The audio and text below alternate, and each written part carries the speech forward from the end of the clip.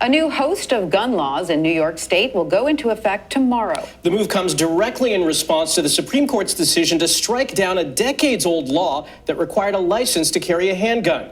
The new laws require concealed carry applicants undergo 16 hours of training and turn over social media posts from the past 3 years. It also establishes parts of the state as gun-free zones, including Times Square. New York Governor Kathy Hochul and New York City Mayor Eric Adams are looking to send a message to the High Court.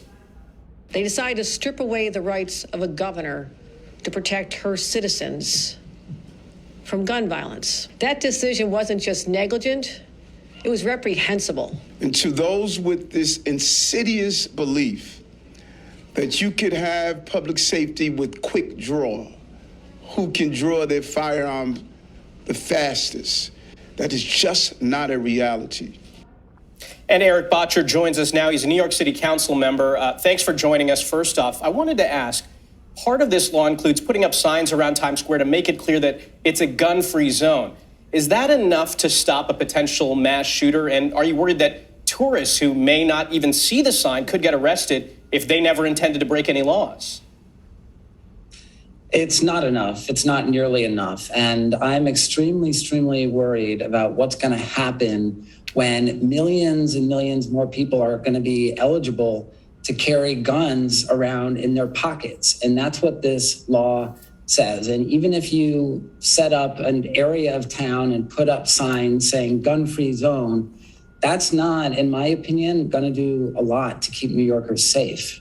Right, and thinking about the fact that Times Square is a travel hub, right? Has anyone addressed the fact that you might be traveling from one area where it's okay to have the gun through Times Square to another area where it's okay to have the gun? What are you supposed to do with the gun, while you're going through Times Square? There seems to be a lot of unanswered questions still. But council member, New York officials have not been shy about their opposition to the Supreme Court's ruling. Do you share this frustration? And could this become a model for other states who don't agree with what the High Court says?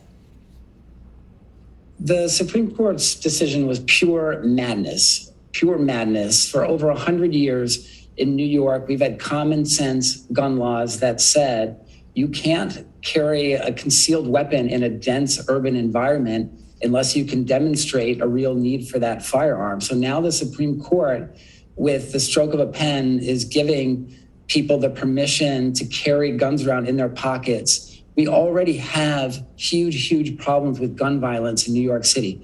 I'm very worried about what's going to happen going forward. And so what are some of the solutions, do you think, in the short term? I mean, this is one effort to fix, as you said, a worrying problem. But what else are you going to try to implement?